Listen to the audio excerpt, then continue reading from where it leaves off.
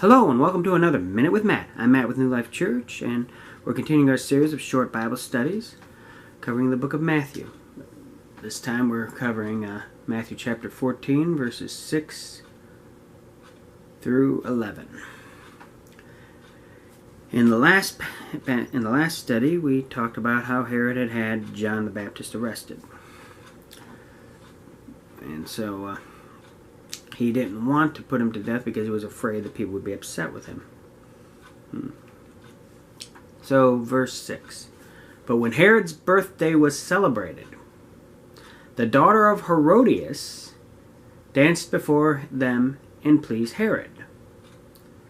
The daughter of Herodias was Herod's niece. Just keep remembering that, because Herodias was his brother's wife, who he took, and John had told him he shouldn't have done it.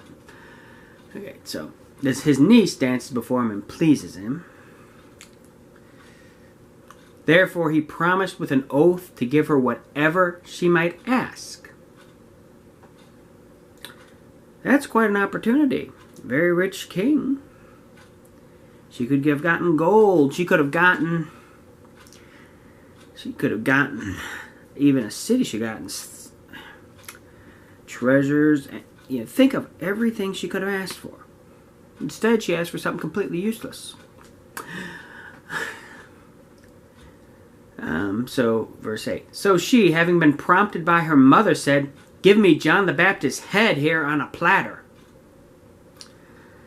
Her mother didn't like being talked against. So she wants the guy who talked against her put to death and deliver his head on a platter. Girl Herodias was stupid to do that, because she got no benefit from that whatsoever when she could have gotten incredible wealth. Her mother was stupid about it. Why should she care what some prisoner said about her? And the reason is because her own heart knew that convicted her, and she knew she did wrong, and when she hears someone say she did wrong, it rings true inside her.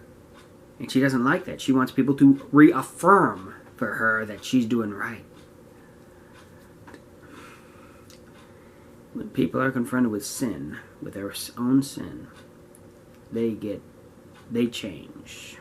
A lot of people will suddenly be very upset. They might have been otherwise friendly or whatever, but once they're called to the carpet on their sin, they get vengeful, because conviction is working on them, and it gets a reaction. Unfortunately, that reaction is the wrong one. The proper response to conviction, to being confronted with your sin, is to repent. But she was determined not to do that. So she got very upset, and she wanted John beheaded.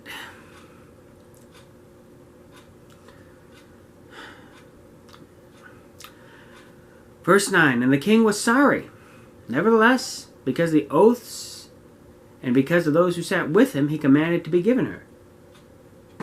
He didn't want to look bad, so he had an innocent man murdered. He knew that John the Baptist was a prophet of the Lord.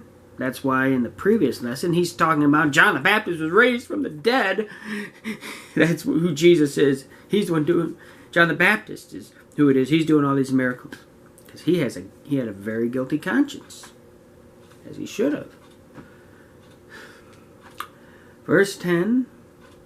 So he sent and had John beheaded in prison. And his head was brought on a platter and given to the girl, and she brought it to her mother. That is so gross. Could you imagine? They bring you a plate. It's got some poor guy's head on it.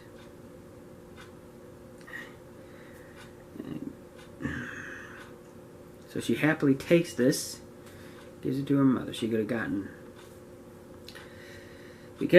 anything from her uncle, who apparently really enjoyed her dance.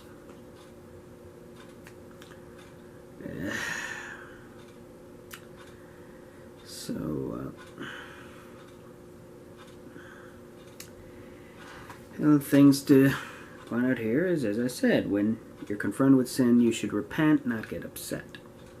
If you're going to be upset with anyone, be upset with yourself for sinning. Then the king himself, King Herod, felt the peer pressure. So he did what he knew was wrong, just so he didn't look bad. Of course, it seems to me kind of messed up how he's watching his niece dancing, but that's another thing altogether. But it's a terrible situation. Sometimes when you follow the Lord, it can put you in a bad spot. John the Baptist lost his head that day. But you know where, as soon as the axe cut his head off, you know where he was? In the presence of God. He got his reward. You know, a lot of times we view death, whether we mean to or not, we view death as final. But in God's eyes, it's not precious in the sight of the Lord. It's the death of his saints. It's hard for us to go through, to know that we will no longer be able to talk to spend time with our loved one until that glad reunion day. John kept the faith. He ran his race and got his reward. Hope this has been an encouragement to you. See you next time. God bless.